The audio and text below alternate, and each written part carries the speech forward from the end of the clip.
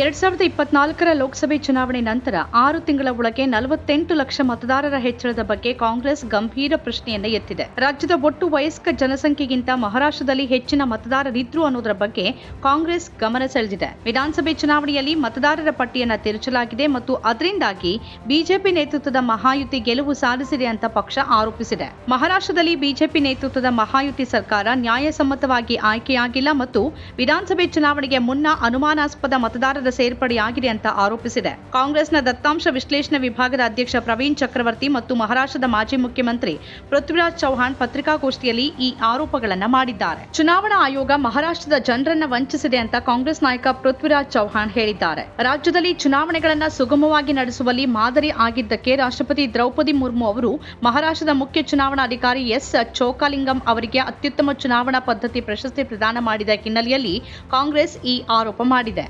2024ರ ನವೆಂಬರ್ನಲ್ಲಿ ನಡೆದ ಮಹಾರಾಷ್ಟ್ರ ವಿಧಾನಸಭೆ ಚುನಾವಣೆಯಲ್ಲಿ ಎಂವಿಎ ತೀವ್ರ ಹಿನ್ನಡೆ ಅನುಭವಿಸಿತ್ತು. 15ನೇ ರಾಷ್ಟ್ರೀಯ ಮತದಾರರ ದಿನದ ಸಂದರ್ಭದಲ್ಲಿ ಕಾಂಗ್ರೆಸ್ ರಾಜ್ಯಾದ್ಯಂತ ಪ್ರತಿಭಟನೆಗಳನ್ನು ನಡೆಸಿತು.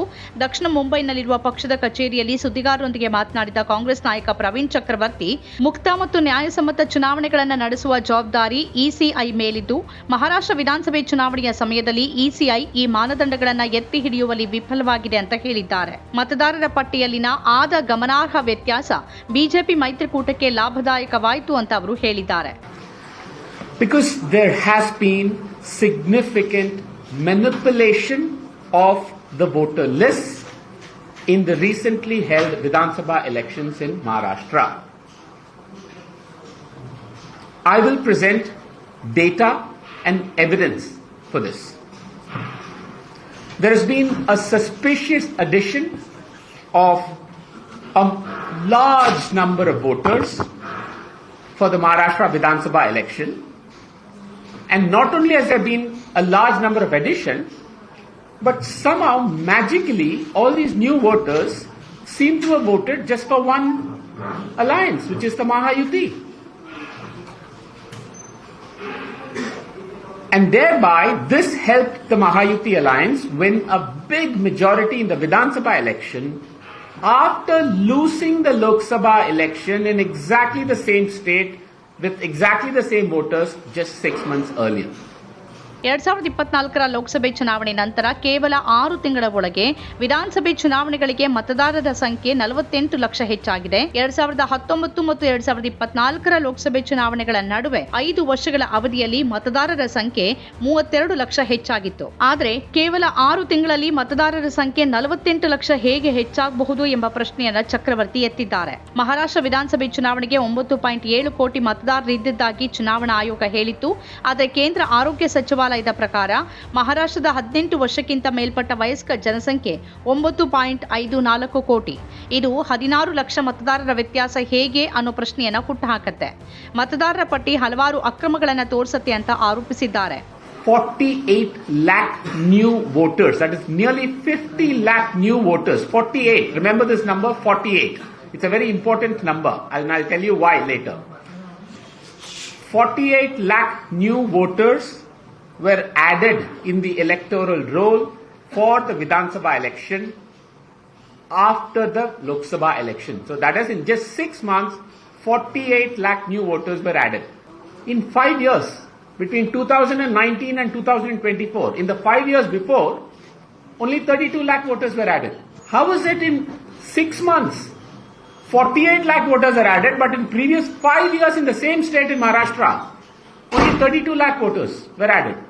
The Election Commission of India said there were 9.7 crore total voters for the Maharashtra Vidhan Sabha election. But guess what? The total adult population of Maharashtra, which is 18 years and above, is only 9.52 crores. 9.54 crores rather. And I am not saying this.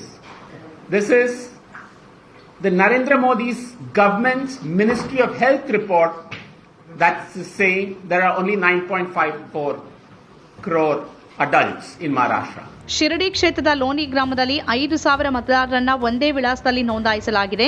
Congress ಅಭ್ಯರ್ಥಿ ಪ್ರಭಾವತಿ ಘೋಗರೆ ಈ ಮತದಾರರ ಗುರುತಿನ ಚೀಟಿ ಮತ್ತು ನಿವಾಸ ಪುರಾವೆಗಾಗಿ ಕೇಳಿದಾಗ ಅವರು ಸ್ಥಳೀಯ ನಿವಾಸಿಗಳಲ್ಲ ಅಂತ ತಿಳಿದು ಬಂದಿದೆ. ಈ ಬಗ್ಗೆ ದೂರು ದಾಖಲಾಗಿತ್ತು, ಆದರೆ ಯಾವುದೇ ಪ್ರತಿಕ್ರಿಯೆ ಬಂದಿಲ್ಲ ಅಂತ ಚಕ್ರವರ್ತಿ ಹೇಳಿದ್ದಾರೆ. Prabhavati Gogreji, she found out. And she went to the Election Commission and questioned it. And she went and asked the voters. She asked the voters, are you a resident of this village? Do you have Aadhaar card? All of them said no.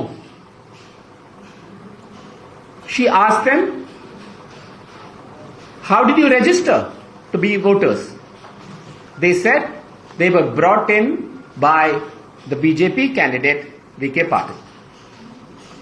His team, not him directly. And when Prabhavati ji complained to the Election Commission, there was absolute silence, no action. This is just one example of 5,000 to 7,000 votes in one village in Shirdi. ಇದೇ ವೇಳೆ ಮಾತಾಡಿದ ಚೌಹಾಣ್, ವಿಧಾನಸಭೆ ಚುನಾವಣೆಯ ಮತದಾರರ ಪಟ್ಟಿಯಲ್ಲಿನ ವ್ಯತ್ಯಾಸ ಬಹಳ ಗಂಭೀರ ವಿಚಾರ. ಚುನಾವಣಾ ಆಯೋಗದ ಪಕ್ಷಪಾತದ ವಿರುದ್ಧ ಕಾಂಗ್ರೆಸ್ ಹೋರಾಡ್ತಾ ಇದೆ. 100ಕ್ಕೂ ಹೆಚ್ಚು ಸೋತ ಎಂವಿಎ ಅಭ್ಯರ್ಥಿಗಳು ರಾಜ್ಯಾದ್ಯಂತ ವಿವಿಧ ನ್ಯಾಯಾಲಯಗಳಲ್ಲಿ ಅರ್ಜಿಗಳನ್ನು ಸಲ್ಲಿಸಿದ್ದಾರೆ ಅಂತ ಚೌಹಾಣ್ ಹೇಳಿದ್ದಾರೆ. अतिरिक्त वोटों का क्या मसला है, इसकी जानकारी करनी पड़ेगी. अगर इस तरह से चुनाव आयोग ने अपना जो कर्तव्य निर्वहन में चूक की है, या तो अपने आप में चूक हुई या किसी दबाव के कारण हुई है, तो ये बहुत गंभीर बात है. तो जिसके लिए हमने चुनाव आयोग से गुजारिश की कि हमको पूरी डेटा दिया जाए. हरियाणा के एक इलेक्शन पिटीशन में हरियाणा हाईकोर्ट में कुछ निर्णय दिया है कि सारे कागजात, सारे वीडियो रिकॉर्डिंग्स, सारे सीसीटीवी फुटेज दिए जाए. लेकिन जिसके बाद सरकार ने निर्णय किया हम ये नहीं देंगे. इसके खिलाफ कांग्रेस पार्टी, हरियाणा की कांग्रेस पार्टी सुप्रीम कोर्ट गई है. वो एक अलग मामला चल रहा है. ಸ್ವತಂತ್ರ ಪತ್ರಿಕೋದ್ಯಮ ಇಂದಿನ ತುರ್ತು.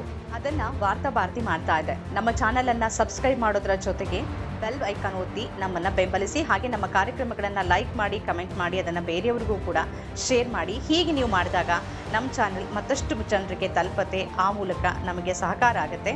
ಇದು ನೀವು ಯಾವುದೇ ಖರ್ಚಿಲ್ಲದೆ ಮಾಡಬಹುದಾದ ಸಹಕಾರ. ಧನ್ಯವಾದ.